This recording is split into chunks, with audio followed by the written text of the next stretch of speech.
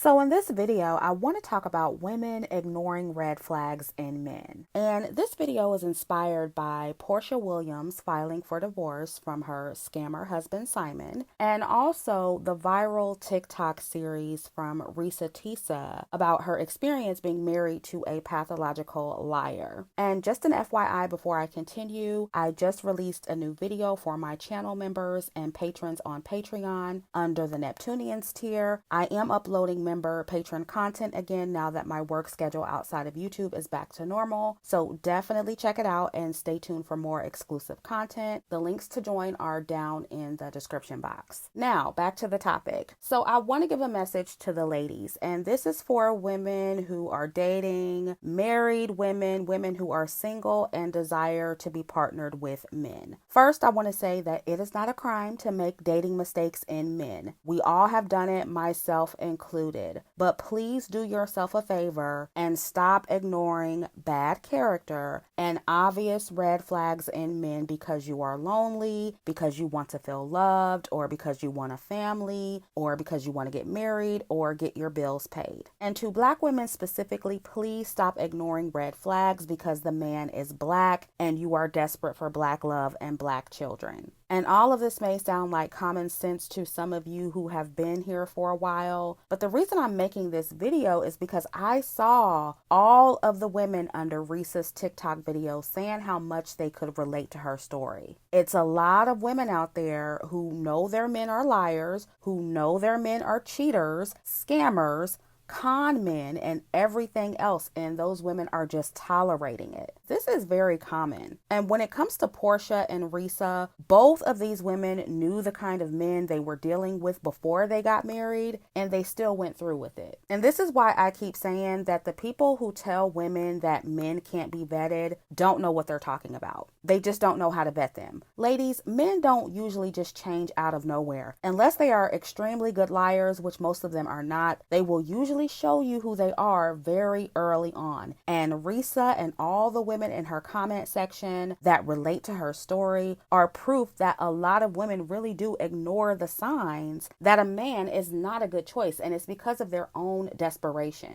And please don't get in my comment section accusing me of bashing Reesa, because she admitted herself in the series that she was desperate for marriage. In the videos I watched, she said more than once that she wanted it to be her turn. And one thing I really like about Reesa is that she was very accountable when it came to her mistakes. Most women who experience things like she did with men, they'll tell you that men can't be vetted instead of just admitting that they failed to properly vet the men that they're dealing with, whether it be their baby daddies, their husbands, the men that they dated that did them wrong. They don't want to admit that they simply ignored the red flags because they were desperate. And sometimes it's not even a matter of you ladies not even knowing how to vet men. You literally just want to believe the lies that you're telling yourself about a certain man because you don't want to be lonely. And to me, that is just so sad. Now, if you are a woman that does not know how to vet a man and you need some pointers in that area, FYI, I just did a series on how to vet men on my website, chrissyonline.com. If you're interested, go check it out. There is a lot of information on how to vet men thoroughly, including how to vet the legitimacy of their finances, which both Reesa and Porsha clearly didn't care to do, even though they both knew deep down that their men were frauds. And this is why I always say, ladies, listen to your intuition. If it keeps telling you that something is off, it probably is. And I'll say again that a man being high earning isn't enough. The appearance of wealth isn't enough. You still have to vet. And I'm specifically thinking of women like Porsha when I say that. And for the people who are going to use her story to try and scare women out of hypergamy, I'll say once again that the solution isn't to avoid men with money. The solution is to avoid obvious con men and scammers and serial cheaters. And those come in every tax bracket, as we can see with Reesa's ex-husband. And ladies, the signs are usually always there. Even with the romance scammers like the Tinder swindler, there were obvious red flags with him. But when there are women who have never been with actual high earning men, women like Reesa, they ignore their intuition situation and they second guess themselves. Or they do what Porsha did and they put their desires for living a lavish lifestyle over logic and common sense. And now Porsha's somewhere scrambling to protect herself and her assets by filing for divorce. Instead of using Simon for the temporary bag he was supposed to be, she fell for the fairy tale. And I saw where some women were trying to connect Porsha and Reesa to all of the femininity and hypergamy platforms that encourage Black women to be hypergamous, specifically the ones that lack nuance and just tell women to seek men with money without considering any character flaws that they may have. And I'm not saying that those platforms don't exist, but they are largely drowned out by other platforms that consistently tell women, and especially Black women, to always have their own money, to never depend on a man for their survival, that tell us over and over again that a man's character is more important than his money. I even hear most femininity coaches say those very things. So I think women trying to scapegoat those platforms is a deflection because they don't want to be honest about the real problem, or they are in deep denial about it. The real issue here is the desperation within many women, and especially Black women, to be married, to have a man, and especially a Black man. There's a ton of stigma surrounding Black women and how we're the least married. And of course, Black men are constantly disparaging us. And I definitely think that plays a part in our desperation for validation through marriage. And I have to say this, but when it comes to the different facets of women on the internet, the Black women with the most desperation are Black women like Reesa, Black women who have been conditioned by Christianity from the Black community, the pro-Black women who are desperate for Black love. And I think it's important that we as women, and especially Black women, be honest about how common this is so that we as a collective can overcome it. And I'm talking really be honest about what is going on here. And ladies, it is okay to desire romantic partnership, and it's okay to desire a hypergamous relationship. That is normal. But being desperate to the point you lie to yourself about what's clearly in front of your face is something totally different. When you are desperate, you're almost always going to choose poorly. I'm not saying that women can never make dating mistakes, but we need to be okay with being alone when it's our season to be alone. If marriage or partnership is not in the cards for you at a certain moment in time, you got to make peace with that, as hard as it may be. And one thing we can learn from Reesa is that a marriage is only as good as the people in it. And ladies, before you envy someone's marriage or a woman's wife title, you really got to know the quality of that union and the people in it. I mean, look at all these Black women online who are supposedly happily married.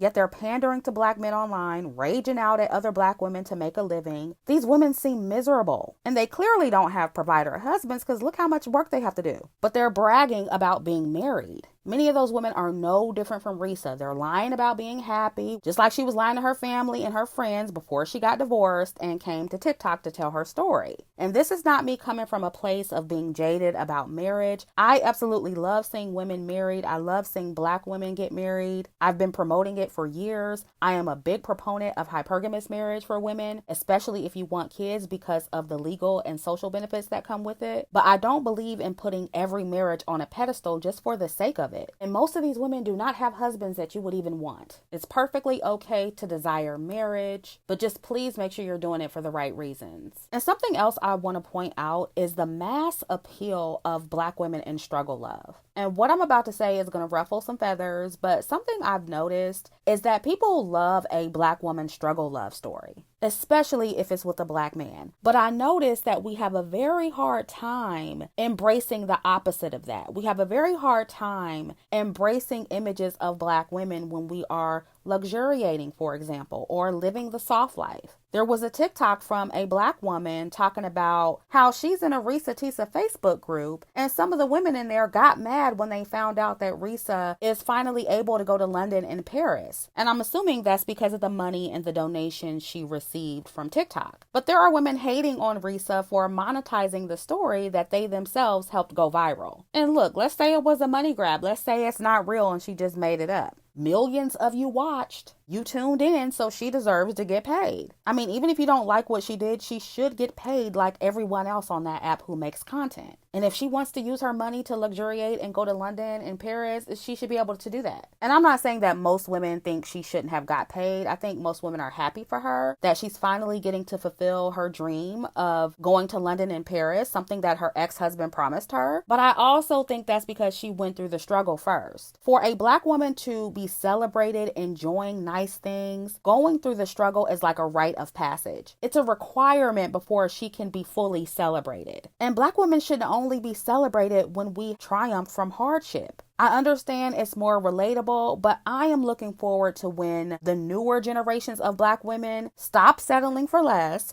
so there won't be so much trauma bonding about our exceptionally bad and avoidable experiences with horrible men. Because no matter how entertaining it is, I am tired of seeing Black women go viral for struggle. And the last thing I want to say is, ladies, be cautious about sharing your life online. Because of how successful Reesa has been, I know that other Black women will attempt to follow her blueprint. I'm sure they already are. I'm sure they're on TikTok sharing their personal stories online. And I don't want to discourage Black women from being vulnerable and sharing their stories. But before you do that, just be sure that you understand that the success that Reesa is having is rare. It doesn't happen for most people. It doesn't happen for most Black women who get online to share their personal romantic failures with strangers. We also don't know how it's going to end and how she's going to feel when everything dies down. So before any of you ladies decide to do this, you need to make sure that you're okay with all of the potential hate and harassment that comes with sharing your story online. And not only that, but the domino effect it will have. Because you see how many people who know Reesa and who know her ex came out after she did. And her ex came out too, trying to get his bag. So be very careful with sharing your personal life online, because that is a part of your personal branding. And I often hear Black women say that we shouldn't always have to portray perfection. We should be able to be vulnerable and messy like everyone else. And I do agree with that. But the problem with that is, at this point in time, that is what you're the face of, Black women. You're the face of a bunch of mess and ghetto struggle love and ratchetry. That is the side of Black women that goes viral the most. And it's not liberation, and it's not the flex that you think it is, ladies. And it's not Reesa's or any other Black woman's job to represent all Black women. So I am not saying that she or other Black women can't be vulnerable. But if y'all think constantly complaining about struggle love publicly with no other successful stories or flattering imagery and promotion that goes equally as viral to balance out the representation, if you think our representation being lopsided like that is going to help Black women, you're delusional. And you don't understand optics and promotion. Because every time a Black woman goes viral, it is for something unflattering. We got the sexy reds, the Sukihanas, we got dumbass cheesecake skits going viral, and the endless struggle love stories. And while that's going on, we have Black people, including Black women, continuously smacking down any counter promotion that would balance it out, because it's quote unquote elitist and anti-Black. Meanwhile, all of the ratchet promo is elitist and anti-Black as well, but y'all ignore it. But I'm not even gonna get off on that tangent. I'm just saying, all of the unflattering imagery of Black women